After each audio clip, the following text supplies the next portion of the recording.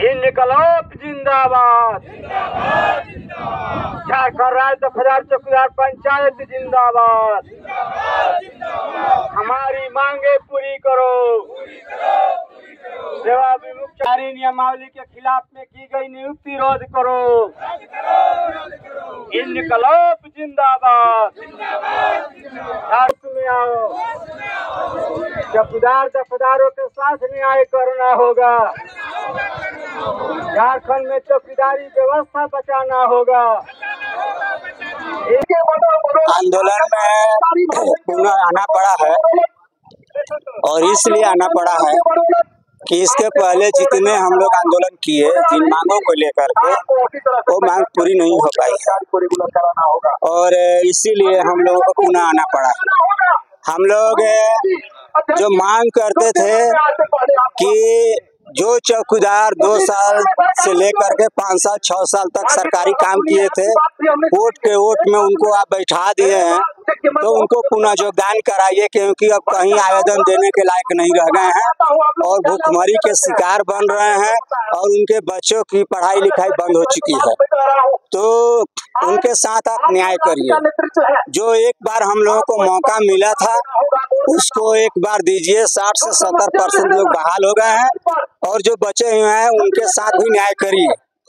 जो बहाली हो रही है जिलों में चौकीदारों के रिक्त पदों पर, वो बहाली झारखंड चौकीदार संवर्ग नियमावली में 2015 में जो प्रावधान है उसके आलोक में नियुक्ति नहीं हो रही है और उसके आलोक में नियुक्ति नहीं हो रही है तो नियुक्ति अवैध है और अवैध नियुक्ति को हम तत्काल रद्द करने की मांग करते हैं। जो अवैध नियुक्ति कर रहे हैं नियमावली के खिलाफ में, उन पर भी कार्रवाई करने की हम मांग कर रहे हैं, क्योंकि वो चौकीदारी व्यवस्था के साथ खिलवाड़ कर रहे हैं और चौकीदारी व्यवस्था के साथ खिलवाड़ करने का मतलब है कि जनहित और राजहित के साथ भी वो लोग खिलवाड़ कर रहे हैं।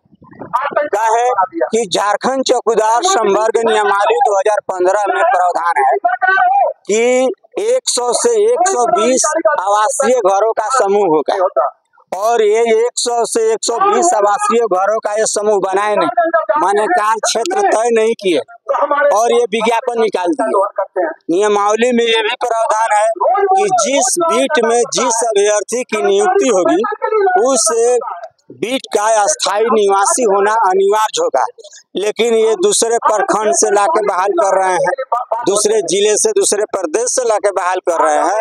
ये चौकीदारी व्यवस्था का जो मुख्य उद्देश्य है वो पूरा नहीं होगा और चौकीदारी व्यवस्था झारखंड से समाप्त हो जाएगी। तो हम यही इसीलिए कह रहे हैं कि आप इस व्यवस्था को बचाइए, चौकीदारी व्यवस्था को।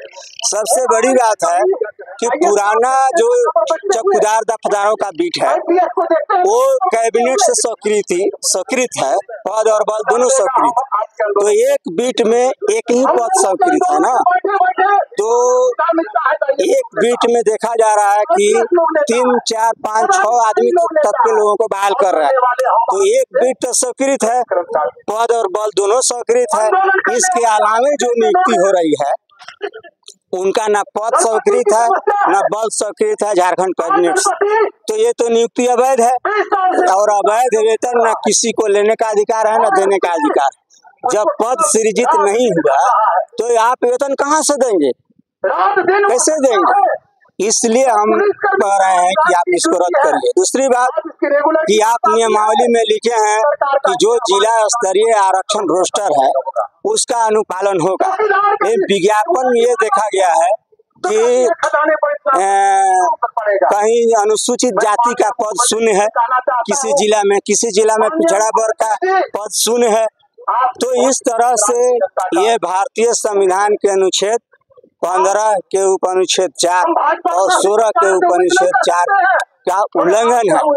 तो हम माननीय मुख्यमंत्री जी से मांग यही करते हैं कि ये जो जिन जिलों में बहाली हुई है आप जांच करा लीजिए झारखंड विधानसभा की किसी समिति से। आप समिति बना दीजिए जांच करने के लिए।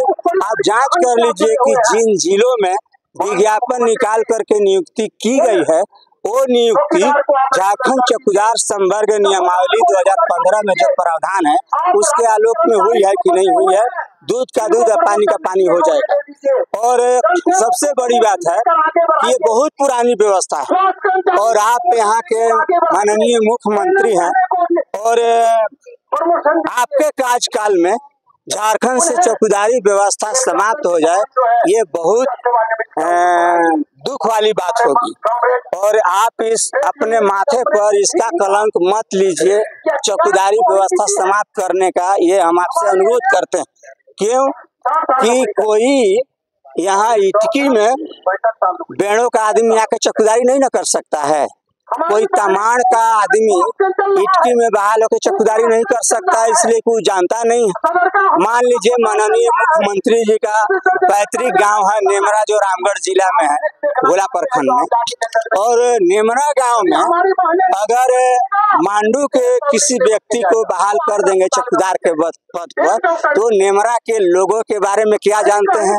भूगोल तो जानेंगे कि यहाँ इस जगह पर ये गांव स्थित है, लेकिन गांव में निवास करने वाले लोगों का पुसुत दर पुसुत क्या व्यवहार रहा।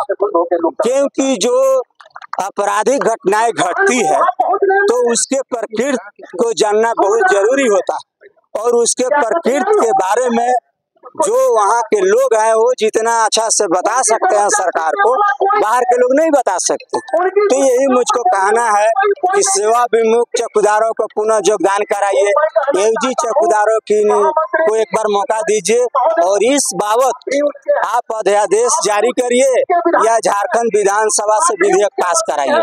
आप प्रस्ताव लाइए, आप बहस करा लीजिए और उसको पास करा के न्याय करिए। क्यों कि कोर्ट में जब चौकीदार दफ्तारों का मामला गया तो वहाँ इनका पक्ष नहीं रखा गया और कागज पत्र सही से जमा नहीं किया गया, तो ये इनके खिलाफ में ऑर्डर पास हो गया।